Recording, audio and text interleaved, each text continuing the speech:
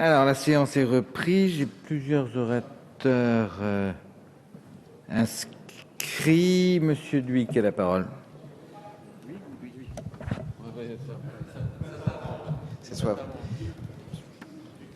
Bien, Monsieur le Président, cet amendement qui survient au début de la soirée, au début de la nuit, qui ne fait que commencer, montre plusieurs éléments fort intéressants. D'abord, les débats internes au sein de la majorité. Deuxièmement, l'argumentaire intelligent de Monsieur le rapporteur, dont je partage la forme, mais naturellement pas le fond.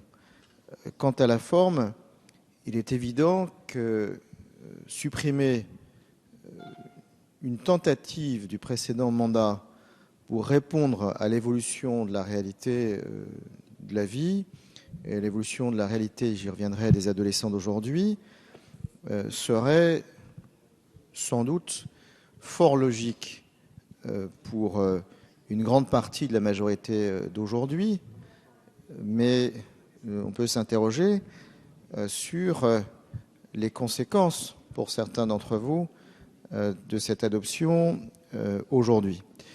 La deuxième chose qui est plus importante, c'est que ces tribunaux ont bien une spécificité, puisqu'ils sont orientés autour d'âges limités de 16 à 18 ans, avec des magistrats qui sont des magistrats spécialisés, mais surtout, ils ouvrent effectivement la nécessité d'un débat sur l'ordonnance de 45 qui est aujourd'hui totalement dépassée. Ce n'est pas seulement, monsieur le rapporteur, qu'elle est inapplicable. Ce n'est pas seulement qu'elle est inapplicable, c'est que vous parlez, j'entends souvent le terme d'enfant. On peut rappeler historiquement qu'à 16 ans, on portait la toge à Rome, mais que de 16 à 18 ans, nous sommes face, en cas de délit, à des individus qui ne sont plus des enfants. Nous sommes face à des individus qui sont quasiment des jeunes adultes. Nous sommes face à des individus dont la morphologie aussi a évolué. Nous sommes face à des individus qui profitent pour beaucoup d'entre eux de ce statut de mineur pour, à quelques mois du passage à la majorité, soit être utilisés par des adultes pour commettre des méfaits, soit les commettre eux-mêmes. Et je le rappelle, nous vivons dans un monde où, sur ma circonscription, j'ai un village de peu moins de 300 habitants qui est littéralement terrorisé par un individu de 14 ans et demi qui a déjà échappé à 2 centres dits fermés, qui n'a eu pour seule possibilité offerte aux magistrats en bout de course, après une cinquantaine de condamnations, qu'un mois d'incarcération.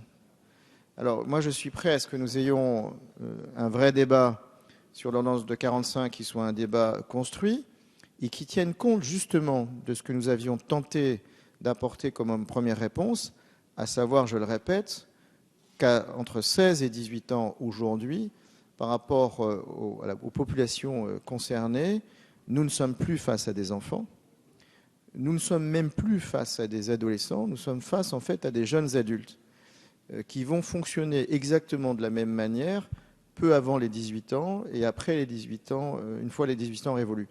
Donc je pense que c'est très intéressant de vous voir, messieurs et mesdames de la majorité, avoir ce débat interne. Donc oui, monsieur le rapporteur, je pense qu'il est déraisonnable d'adopter à cette heure de la nuit ce type d'amendement, mais non, sur le fond, nous ne sommes naturellement pas d'accord avec vous. J'ai bien noté, j'ai M. Fenech, et puis après c'est vous, Mme Goudeville. Monsieur Dhuicq, pardonnez-moi, et puis après M. Fenech. Merci, Monsieur le Président.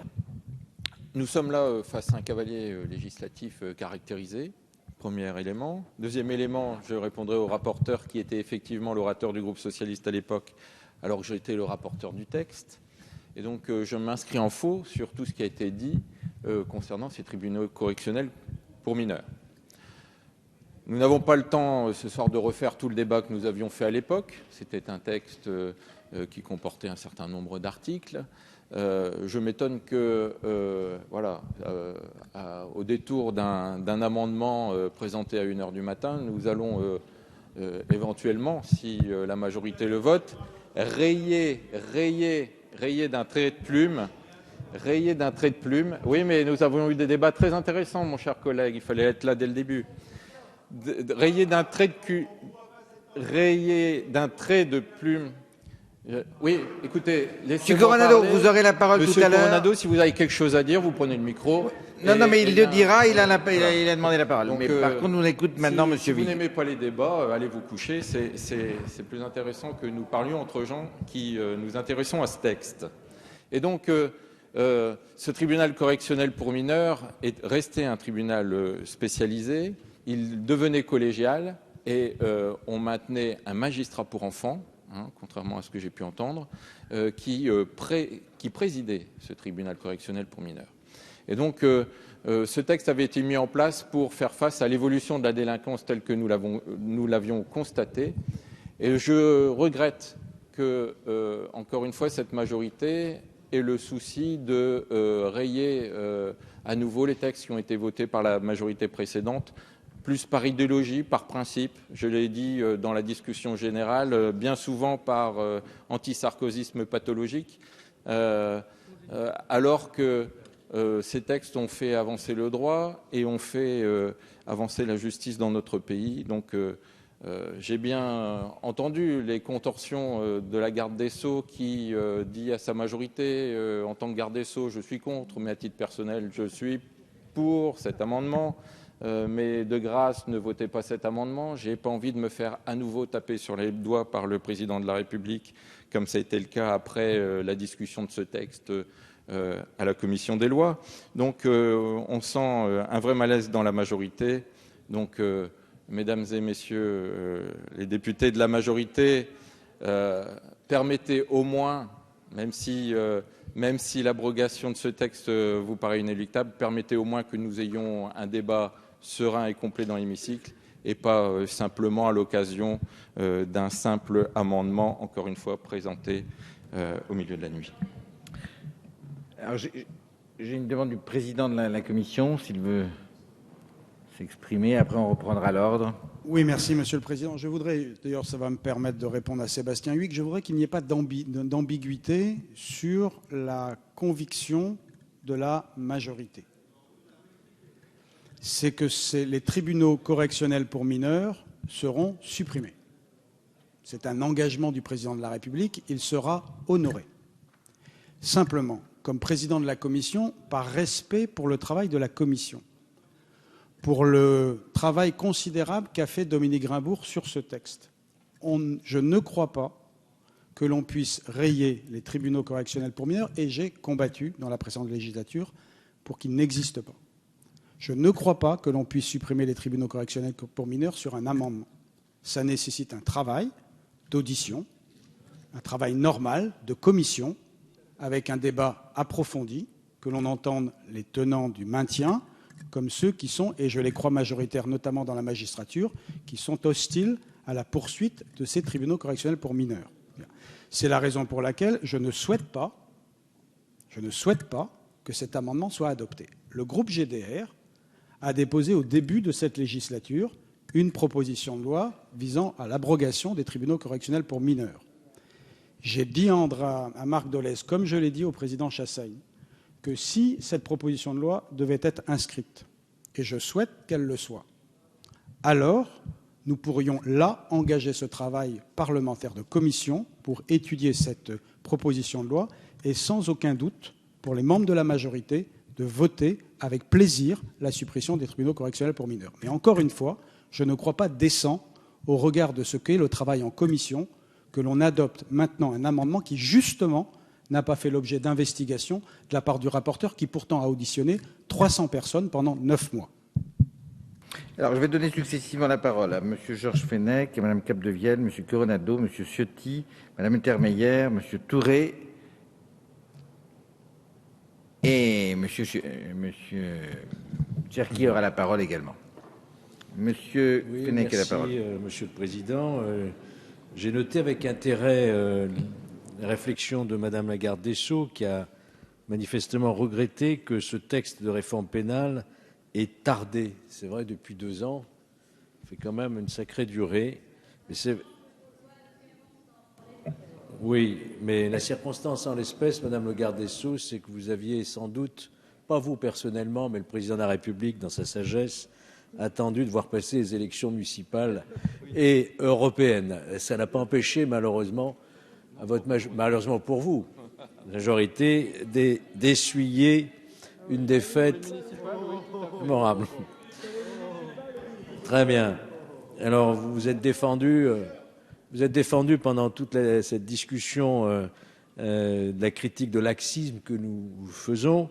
La preuve en est, encore une fois de plus, de votre laxisme, puisque après la suppression des peines planchers, donc il est envisagé, et même avec plaisir, nous dit le président de la commission des lois, et avec certitude, ajoute-t-il, la prochaine suppression des tribunaux correctionnels pour mineurs, puisque c'était une promesse électorale du candidat Hollande. Vous nous avez vous-même annoncé, Madame la ministre, là aussi la prochaine suppression de la mesure de rétention de sûreté. Voilà pour le côté laxiste. Pour ce qui concerne je comprends parfaitement la position du président de la commission des lois. On ne peut pas rayer comme ça d'un trait de plume à 1h15 du matin, 1h25 du matin, les tribunaux correctionnels pour mineurs sans qu'il y ait eu au moins un passage en commission des lois et sans doute des auditions, une étude d'impact, etc., etc. Mais sur le fond, lorsque viendra à l'ordre du jour cette réforme, cette suppression des tribunaux correctionnels pour mineurs, bien entendu, nous nous y opposerons, vous le comprendrez. Nous sommes même persuadés qu'il faut aller encore plus loin dans cette réforme d'ordonnance de 45. Nous sommes ici nombreux convaincus qu'il faudrait redéfinir la fonction du juge des enfants, de séparer même la fonction du juge des enfants appliquant l'ordonnance 58 de celle du juge pour mineurs appliquant l'ordonnance de 45, car nous ne sommes plus, et Sébastien Huyghe et notre ami Duc l'ont bien dit tout à l'heure, nous ne sommes plus en 1945, et les mineurs d'aujourd'hui ne sont plus les chiens perdus sans collier de Gilbert Cesbron. Aujourd'hui, ce sont les tournantes, les bus incendiés, les agressions commises par des jeunes majeurs, quasiment, et qui ont déjà l'âge de commettre de la délinquance très grave. Je vous rappelle simplement qu'un crime ou délit sur 5 est le fait d'un mineur. Donc, si vous voulez continuer à donner des signaux de laxisme, eh bien, continuez, persévérez à vouloir vraiment défaire tout ce qui avait été fait avant vous. Merci, mon cher collègue. La parole est à Madame Capdevielle. Merci, Monsieur le Président. Moi, d'abord, je tiens à me féliciter à ce qu'il y ait des débats en général et des débats au sein de la majorité. Je crois qu'ici, nous sommes justement le lieu des débats. Donc, plutôt que de s'en moquer, je crois qu'il faut s'en féliciter. C'est le contraire, justement, qui serait réellement inquiétant. Donc, il y ait des débats. Moi, je suis ravie. D'ailleurs, j'ai été élue précisément pour cela. C'est la vie. Le groupe SRC, je suis responsable avec Madame Pochon, a beaucoup travaillé sur ce texte et a travaillé sur le cadre juridique de ce texte qui concerne en fait les tribunaux correctionnels, qui concerne les majeurs et qui concerne les délits. C'est pas rien parce que ça concerne la majorité des infractions et ça concerne d'ailleurs les tribunaux qui rendent le plus de décisions, c'est-à-dire les tribunaux correctionnels qui jugent donc les majeurs. C'est vrai que tout le travail parlementaire a été fait réellement dans ce cadre. Et c'est vrai que la justice des majeurs est totalement dérogatoire. Sur le fond, on est tous d'accord. Les amendements qui ont été présentés, moi-même, tout le monde ici, sur les bancs de la majorité, aurait pu signer, bien évidemment, parce que sur le fond, on est d'accord. On est d'accord pour supprimer des tribunaux qui sont inutiles, qui sont chronophages, qui occupent inutilement des magistrats, qui auraient bien autre chose à faire. Donc on est bien d'accord, on l'a entendu et on sait qu'il va falloir le faire. Mais en tant que responsable du groupe SRC, eh bien, moi j'ai entendu et j'ai le sens, en tout cas, du respect de la parole donnée. J'ai d'abord entendu le rapporteur avec lequel on a travaillé. Moi, j'ai confiance dans ce que me dit le rapporteur, j'ai confiance dans ce que me dit le président de la commission des lois et j'ai également confiance en ce que me dit Madame la garde des Sceaux. Et j'ai aussi le sens du respect de la parole donnée. Donc, effectivement, en tant que responsable du groupe SRC, j'entends le message qui est passé tant par Madame la garde des Sceaux qui donne le message du gouvernement que par Monsieur le Président de la Commission des lois, que par le rapporteur qui a considérablement travaillé ce texte. J'entends effectivement que cet engagement sera respecté, qu'il n'est pas opportun aujourd'hui à 1h30 du matin par un simple amendement donc de procéder à la suppression des tribunaux correctionnels pour mineurs. Moi je dis on n'attendra pas longtemps effectivement parce que le groupe SRC souhaite effectivement dans sa très grande majorité, je dirais dans son unanimité, que ces tribunaux soient supprimés. Il entend le message qui lui a été donné aujourd'hui et il peut faire confiance et il fait confiance. Il sait que cela sera fait dans les semaines ou les mois qui viennent. Donc tout simplement, moi je pense que au vu de ces observations, et en tout cas pour ce qui concerne mes collègues, donc je leur demande de bien avoir l'amabilité de retirer l'amendement qu'ils ont déposé. Oui, bien sûr. Merci. La parole est à Monsieur Coronado. Merci Monsieur le Président. C'est vrai que l'amendement arrive à une heure tardive dans cet hémicycle. Enfin, si nous n'avions pas eu des prises de parole pas toujours pertinentes, on aurait pu aborder cette question un peu plus tôt. Je ne m'adressais pas simplement à vous, chers collègues de l'opposition. Ne vous sentez pas visés automatiquement quand je prends la parole et quand j'évoque quelques interventions qui auraient pu être plus concises. Ce débat-là, il a eu en partie lieu en commission, puisque cet amendement-là avait été déposé en commission. Et puis, pour répondre à l'intervention du président de la commission des lois, je crois que le débat, il a eu lieu, d'ailleurs vous l'avez rappelé, chers collègues, au moment de la loi de 2011. Vous étiez rapporteur et le principal orateur du groupe socialiste, M. Rimbourg, avait pris la parole pour dire tout le mal qu'il pensait des dispositions que vous alliez mettre en place. Donc ce débat a eu lieu entre l'opposition et la majorité, il a eu lieu depuis, dans le monde judiciaire, dans le monde politique, il a eu lieu depuis la mise en place de ces tribunaux, et puis ce débat en partie, il a été tranché, en tout cas à gauche, par l'engagement du président de la République. Moi, je n'ai pas déposé cet engagement par plaisir de créer le trouble ou la zizanie au sein de la majorité. Je me suis simplement contenté de prendre l'un des engagements phares du président de la République et je me suis dit, effectivement, puisque je pense que la garde des Sceaux à cet effet a été d'une très grande franchise, qu'il était temps que cet engagement-là puisse se traduire dans les faits. Et il n'y a pas d'autre façon pour un parlementaire, comme je le suis, de le déposer par voie d'amendement. Il faut attendre les fenêtres parlementaires. On l'a vu, les radicaux, le groupe GDR doit attendre 1 an. Nous avons une prochaine fenêtre au mois de janvier. Donc c'est un engagement de l'ensemble de la gauche. C'est pas simplement et c'est pas un hasard que les groupes qui composent cette majorité présidentielle et parlementaire, le groupe GDR, le groupe socialiste, le groupe radical et les écologistes, se soient retrouvés sur cette position commune. Je voudrais aussi dire qu'il n'y a rien d'indécent, Monsieur le Président de la Commission des lois, à tenir ses engagements. Il n'y a rien d'indécent à déposer un amendement qui permette qu'un des engagements du Président de la République puisse être adopté par la majorité qui le soutient. On ne choisit pas nécessairement l'heure, on ne choisit pas nécessairement la circonstance dans laquelle le débat se déroule, mais vous qui êtes si connaisseurs de l'histoire républicaine, vous savez très bien qu'il y a eu des grands moments de notre histoire qui ont été bouleversés par le dépôt et l'adoption de petits amendements. Oui, c'est un argument soufflé par M. Cherki, parce que j'avais oublié un peu la mise en place de la Troisième République. Mais je pense que vous n'ignorez pas cet amendement célèbre qui a permis que la République s'instaure en 1870. Donc, je crois que la garde des Sceaux a été... 75. Je crois que la garde des Sceaux a été très franche.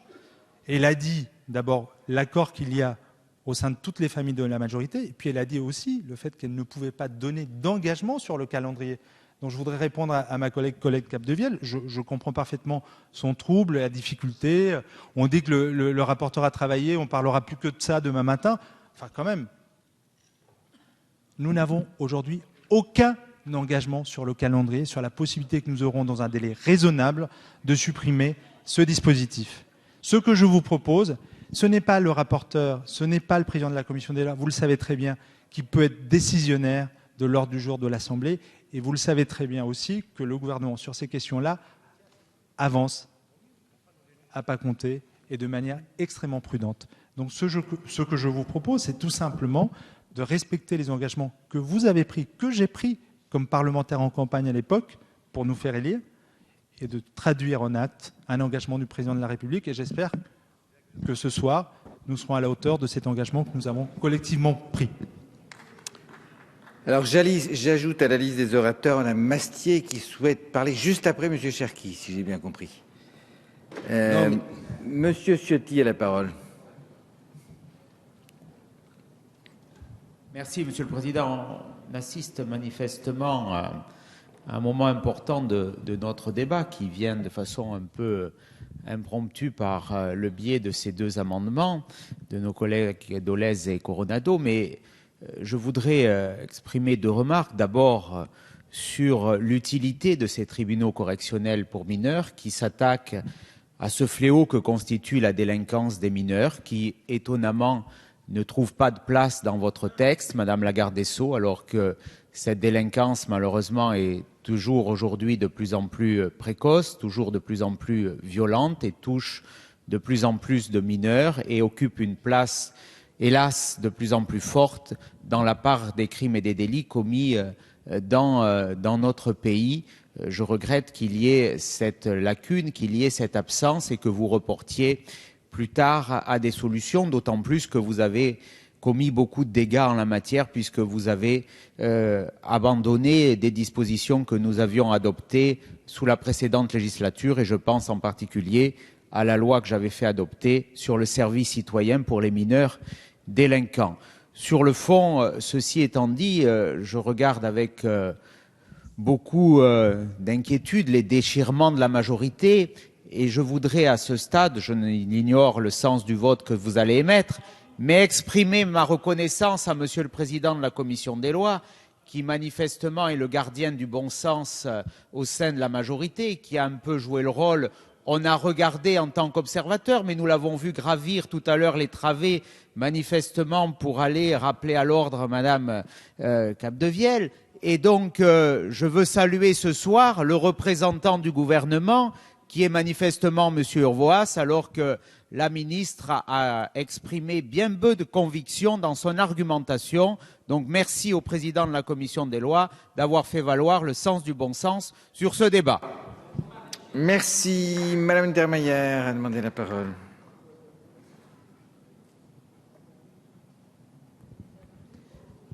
Merci, Monsieur le Président. Alors, c'est vrai que moi, je rejoins ma collègue Colette Capdevielle. Je me réjouis finalement d'un débat qui est extrêmement important. Ces tribunaux correctionnels de mineurs, c'est vrai que nous voulons tous, ici, les supprimer. Moi, je vous rappelle que Pierre Joxe, dans son livre Pas de quartier, dénonce cette juridiction qui détruit la justice des mineurs. Et c'est vrai que moi, j'y suis particulièrement attachée à cette suppression. Et je vais vous dire pourquoi. Parce que la justice des mineurs, comme Pierre Joxe nous l'a expliqué à midi, elle est née à Chicago de femmes qui en avaient assez de voir leurs enfants jugés comme des adultes. Et le tribunal des mineurs, il est venu de cette idée-là, il a été transporté, il est arrivé en France. Et maintenant, nous n'avons plus de justice des mineurs parce que nous ne reconnaissons plus nos enfants comme des enfants. C'est pour ça que je considère extrêmement important que nous réfléchissions à cette question et que nous mettions un terme à cette juridiction qui ne fonctionne pas, qui exige 3 magistrats, alors que le juge des enfants était tout à fait capable, avec 2 assesseurs qui étaient pris sur une liste de personnes qui connaissaient le monde de l'enfance, qui étaient tout à fait capables de prononcer les mêmes peines en comparution immédiate avec une mise sous écrou si c'était cela que vous souhaitiez. C'est tout à fait possible et c'est tellement vrai que ces tribunaux correctionnels des mineurs ne fonctionnent pas. Interrogez vos tribunaux dans vos juridictions, il n'y a aucun tribunal correctionnel de mineurs qui fonctionne, c'est toujours le tribunal des enfants qui fonctionne actuellement. Donc, voilà, moi j'ai déposé un amendement au titre de l'article 88, comme me l'y autorisait finalement le groupe qui était d'accord sur l'idée. Simplement, il y a une question d'opportunité qui nous a été mise en avant tant par la ministre que par le rapporteur, auquel je souscris. Je souscris parce que je suis quelqu'un de discipliné. Et j'admets qu'effectivement, une étude d'impact serait peut-être utile pour convaincre non pas seulement la majorité, mais également vous-même de l'inutilité de ce dispositif. Donc, je retire cet amendement en sachant qu'un engagement a été pris devant la représentation nationale pour que cette question soit examinée de façon sérieuse et dans un délai plus que raisonnable, c'est-à-dire dans moins d'1 an. Merci. Monsieur Touré a la parole.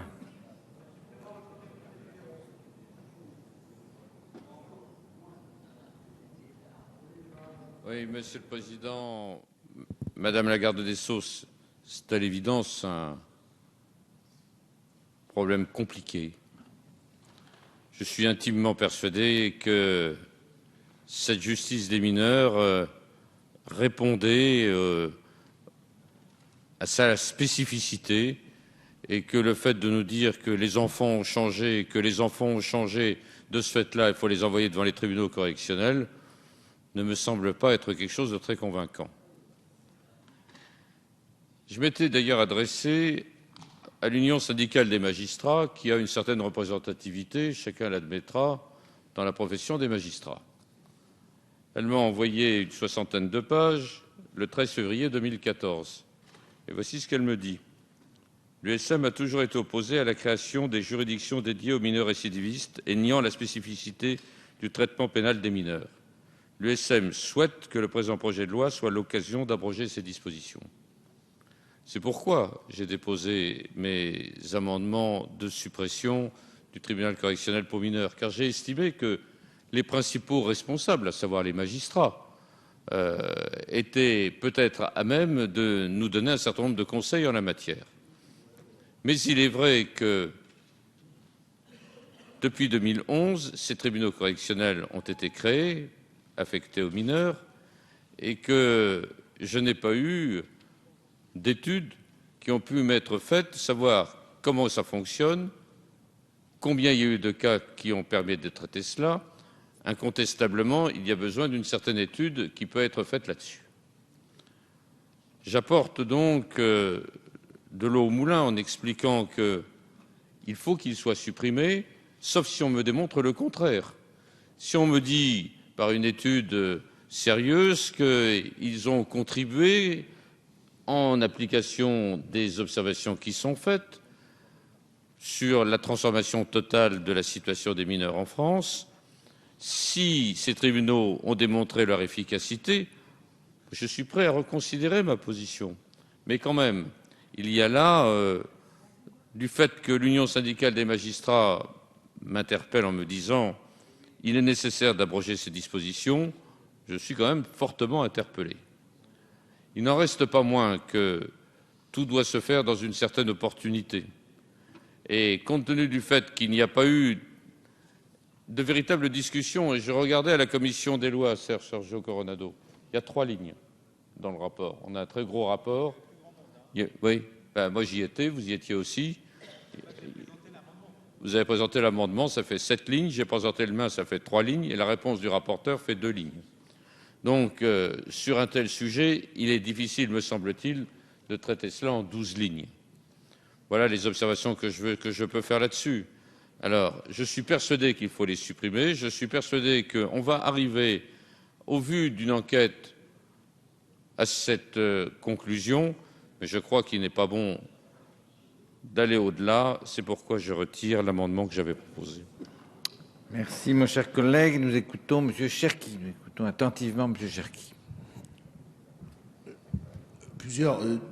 Quelques brèves observations sur un premier débat sur la notion de on ne peut pas supprimer quelque chose par voie d'amendement. Bon, je ne reprendrai pas ce qu'a dit mon excellent collègue Sergio Coronado, mais enfin, si on a pu supprimer, abolir la monarchie par voie d'amendement, une nuit de débat sous la Troisième République et instaurer la Troisième République à l'Assemblée nationale, on peut quand même faire une œuvre très importante, mais un peu moins conséquente, qui est d'abroger les tribunaux correctionnels pour mineurs. Bon.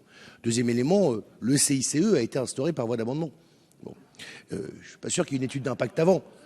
Et je ne suis pas sûr que c'est une étude d'impact avant. Et ça n'a pas posé de problème à l'époque qu'on le vote. Je l'ai voté et utiliser une étude d'impact peut-être aurait eu un vote un peu différent. Bon. Enfin, je constate ici que tout le monde, dans les rangs de la majorité, est d'accord pour le faire.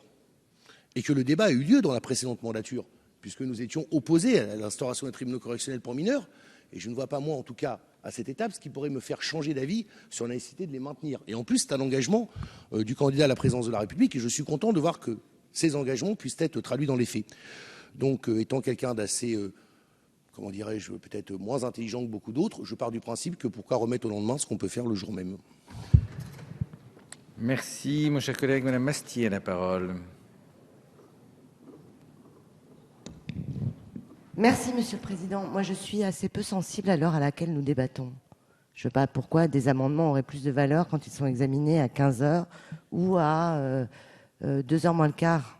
Voilà. D'autant que nous discutons d'un sujet extrêmement important à une heure tardive, mais pas de notre fait. Je constate aussi qu'il n'y a pas unanimité dans cet hémicycle. Il y a unité de la majorité parlementaire, et absolue opposition de l'opposition, ça me semble plutôt sain. Qu'est-ce que je constate également? Qu'il y a un certain nombre d'amendements, mais qu'il y a, avant les amendements, il y a une proposition de loi qui a été déposée bien avant l'examen de ce texte et le dépôt de ce texte par le gouvernement, par un groupe de la majorité. Et sur cette proposition de loi, nous sommes tous d'accord dans la majorité. Moi, j'ai plus d'affection pour une proposition de loi construite, qui est le fruit d'une réflexion, qui probablement est à enrichir, certainement.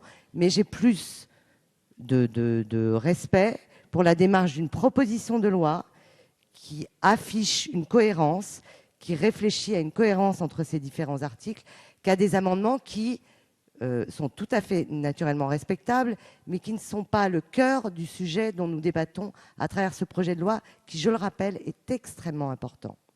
Donc moi, j'aimerais que le gouvernement, par la voix, par exemple, du ministre chargé des relations avec le Parlement, mais s'il est couché à cette heure-là, il peut venir le faire dès demain matin, à la reprise de nos débats, s'engage à ce que la proposition de loi du groupe GDR, dont est issu d'ailleurs, j'imagine, l'amendement que Marc Delez soutient, que le gouvernement s'engage à ce que la proposition de loi que le groupe GDR pourrait défendre à tout moment, mais il n'y a pas des niches pour le GDR à tout moment, que le gouvernement s'engage à ce que cette proposition de loi du groupe GDR, et qui fait l'unanimité de la majorité de ce que j'ai entendu dans cet hémicycle ce soir, soit défendue avant un an.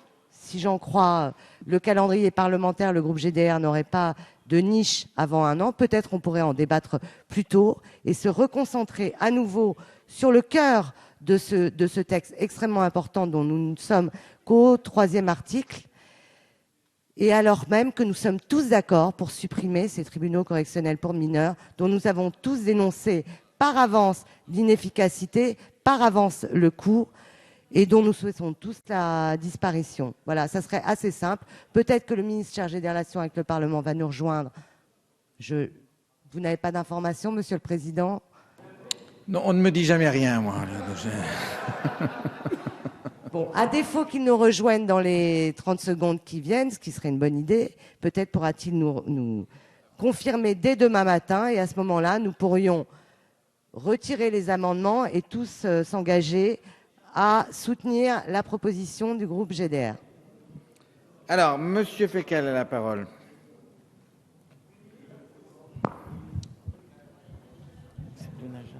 Merci, Monsieur le Président, mes chers collègues. Bon, moi, je rejoins beaucoup de choses qui ont été dites auparavant.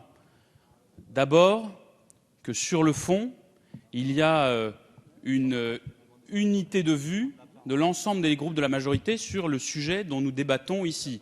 Alors, on en débat un peu tard, il est vrai, mais en même temps, Il n'y a pas de hiérarchie sur l'intérêt du sujet en fonction de l'heure.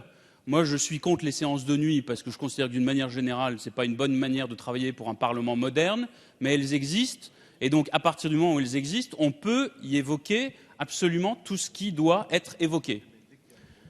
Ensuite, il y a, à l'évidence, une volonté d'avancer sur ce sujet, par amendement aujourd'hui ou par le biais d'une proposition de loi. Moi, je note qu'il y a un certain nombre de déclarations qui sont faites sur la volonté d'inscrire cette proposition de loi à l'ordre du jour, mais que le Parlement a besoin d'un engagement. Et donc je rejoins la proposition la demande qui est faite par notre collègue Madame Mastier. Est-ce qu'il peut y avoir un engagement du gouvernement devant le Parlement sur la date d'inscription de la proposition de loi qu'évoquait Monsieur Dollet, dans un délai raisonnable, pas dans un an, avant. Dans ce cas-là, c'est dans ce cadre-là qu'il faudra en débattre. Sinon, il faut statuer aujourd'hui sur les amendements et les adopter, puisque sur le fond, le débat a été fait. Il a été fait dans le projet présidentiel, dans l'engagement du président de la République. Il a été fait au cours de beaucoup de réflexions. Et il a été fait aussi par ceux qui portent les amendements. Merci. Monsieur Darmanin a la parole. Puisqu'on attend le ministre, on va parler, si j'ai bien compris, Madame Bastier. Moi, ça manque pas de sel comme débat. Tout à l'heure, Madame le ministre nous reprochait avec un petit dédain quand même, Madame, le fait que nous palabrions beaucoup et nous répétions beaucoup les choses. Si là, on n'a pas compris qu'il y avait unité dans la majorité sur un texte, mais finalement que vous ne le votiez pas quand même, je pense que la répétition, les circonvolutions, les minutes nécessaires de Monsieur Cyclopède étaient effectivement tout à fait intéressantes pour ceux qui ont eu le courage de rester, Monsieur le Président de la Commission des lois, malgré l'humour tardif dans cet hémicycle. Et puis, j'ai l'impression que notre collègue Mathias Fekl, il fait de l'obstruction parlementaire. Il attendait peut-être encore que le ministre des Relations Parlement arrive pour pouvoir donner son imprimatur et offrir peut-être une sortie étonnante à ce débat parlementaire. Alors, peut-être arrivera-t-il, peut-être n'arrivera-t-il pas. C'est tout à fait, effectivement, intéressant. Et désormais, nous allons le tenir la chronique comme le petit rapporteur peut-être pouvait le faire de façon assez absurde, mais sans nœud papillon, je vous le promets. Troisièmement, ce qui ne manque pas de sel, c'est que finalement, vous défendez désormais une promesse présidentielle et c'est le Parti communiste et Europe Écologie Les Verts, les écolos, qui défendent le dogme socialiste qui a été largement débattu ici. Finalement, il y a encore une majorité. On ne la croyait pas sur la réforme territoriale, on ne la croyait pas sur la loi de finances. Il y en a une, et c'est vraiment dommage parce que c'est vraiment le moment où les deux groupes qui font scission, entre guillemets, dans la majorité parlementaire, qui sont refusés dans leur élan de respect de la parole présidentielle par le groupe socialiste. Il y a du sel qui ne manque pas dans le beurre breton, Monsieur le Président de la Commission des lois, parce qu'effectivement, vous êtes le représentant du gouvernement. Vous avez rappelé à l'ordre la majorité et Madame le ministre nous a dit dans un bel élan, avec la fougue qu'on lui connaît, que finalement elle y était opposée à ces amendements, mais qu'en fait si vous les votiez, c'était pas si grave que ça et peut-être que c'était un beau cadeau pendant cette belle nuit de parlementaires. Et puis enfin, pour un texte qui devait pas parler des mineurs, je vous remercie. Parce que ça fait bien 1 heure désormais qu'on en discute et que j'ai compris que beaucoup dans la majorité souhaitaient désormais que nous adoptions ou pas ces amendements. 5 mois de pas de sel pour terminer, Monsieur le Président, puisque Monsieur le ministre des Relations au Parlement ne nous rejoint pas. J'en suis désolé. Peut-être faut-il encore suspendre la séance, Monsieur le Président. Mais je crois que ce qui ne manque pas de sel, ça va faire 2 fois que l'opposition va vous soutenir, Madame le ministre. 2 fois que l'opposition va apporter ses voix au Président de la Commission des lois. Et c'est vrai que sur ce point-là, nous sommes très contents de mettre un peu de sel dans le beurre breton, Monsieur le Président. Merci. Monsieur Denaja a la parole. Puis Monsieur Dollet. Merci Monsieur le Président. Je suis socialiste et étant socialiste, je suis pour la suppression des tribunaux correctionnels pour mineurs. Mais j'ai à cette heure de la nuit, même si je pense comme la vice-présidente Mastier qu'il n'y a pas d'heure pour discuter des sujets même les plus sérieux, je suis réservé sur le vote que nous pourrions émettre maintenant en l'absence d'études d'impact sur la base d'un amendement présenté au titre de l'article 88, donc hors débat en commission Pour un d'entre eux, il était présenté sur la base de l'article 88, celui de Madame Untermaier, Monsieur Coronado. Et par ailleurs, des éléments nous ont été communiqués sur l'existence d'une PPL présentée par le groupe GDR. Je fais partie de ceux qui, effectivement, pensent que si la garde des Sceaux n'a pas la prérogative de nous répondre sur l'engagement gouvernemental, sur l'inscription à l'ordre du jour de ce texte, il eût été utile que, même à cette heure tardive, le ministre des Relations avec le Parlement puisse nous donner la réponse. Ou à tout le moins que la garde des Sceaux trouve les moyens de communication appropriés pour demander à qui de droit que le gouvernement puisse s'engager sur la question. En tout cas, je trouve qu'à cette heure tardive, il paraît plus sage, même lorsqu'on est pour la suppression des tribunaux correctionnels pour mineurs, de voter contre cet amendement, parce que j'ai aussi une réserve, et je pose la question à la garde des Sceaux et au président de la commission des lois et au rapporteur, de savoir si ces amendements présentent le caractère de cavalier législatif. Parce que lorsqu'on est comme moi pour la suppression de ces tribunaux, on ne veut justement pas fragiliser l'idée même de cette suppression en votant une disposition qui finalement se retrouverait censurée par le Conseil constitutionnel. Madame la garde des Sceaux, pouvez-vous lever mes inquiétudes sur ce plan? Merci. Monsieur Dolé a la parole. Oui, Monsieur le Président. Le groupe GDR a effectivement déposé sur le bureau de l'Assemblée nationale une proposition de loi sur le sujet le 26 septembre 2012. Je voulais dire ensuite que si j'écoute les différentes expressions de ce soir, je constate, et je m'en félicite, que toute la gauche dans sa diversité, le gouvernement, sont d'accord pour supprimer les tribunaux correctionnels pour mineurs.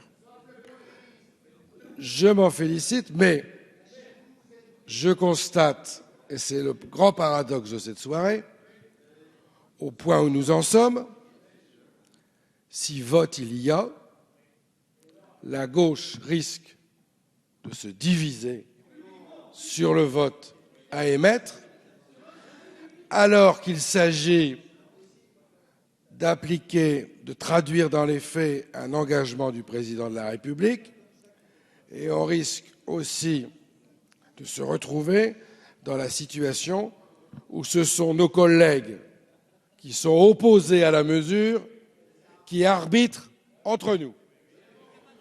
Alors moi, je souhaite, je pense faire preuve d'un esprit constructif, je souhaite qu'on puisse ne pas se retrouver dans cette situation. Mais vous comprendrez bien, et je saisis au vol la proposition de Madame Mazetier, qui est, je crois, frappée au coin du bon sens. Moi, je suis prêt à retirer mon amendement, à condition, bien entendu, qu'on ait un engagement sur l'inscription à l'ordre du jour de notre proposition de loi. Malheureusement, oui, parce que la prochaine niche du groupe GDR, c'est dans un an, donc ça, c'est évidemment pas possible. Il faut que le gouvernement puisse s'engager sur une inscription rapide de notre proposition de loi, ce qui permettrait, ça a été souligné tout à l'heure par le président de la commission des lois, qui permettrait de faire un travail législatif sérieux et conséquent sur le sujet. Le problème, c'est que Madame la garde des Sceaux, et j'en suis désolé, elle l'a dit tout à l'heure sur un autre sujet, sur l'inscription de la proposition de loi qui a été votée au Sénat sur la CRPC, Madame la garde des Sceaux n'est pas en situation, au nom du gouvernement, de s'engager sur cette inscription. C'est là qu'est le problème. Donc, comment dirais-je? Non, mais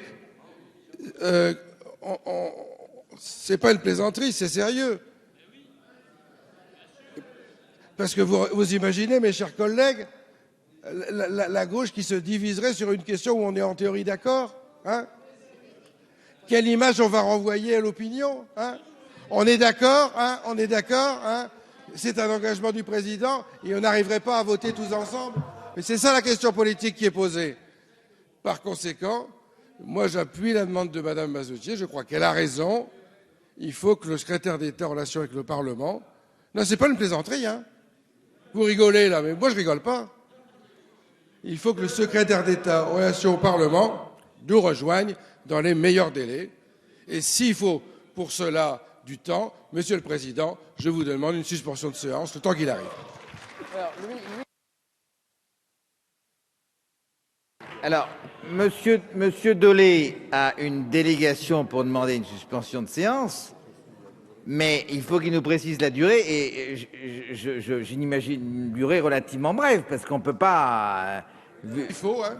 Ah non, c'est pas le temps qu'il faut, non, là. Hein, on peut déjà lui passer... Non mais, Monsieur le Président, on peut passer un coup de fil à Monsieur le secrétaire d'État pour qu'il nous dise à peu près le délai dont il a besoin pour rejoindre le Palais Bourbon. Hein? On commence par une suspension de 5 minutes. Il est tout prêt, le ministre chargé des relations avec le Parlement. Hein, il peut venir. Hein. Donc, nous suspendons nos travaux pour 5 minutes.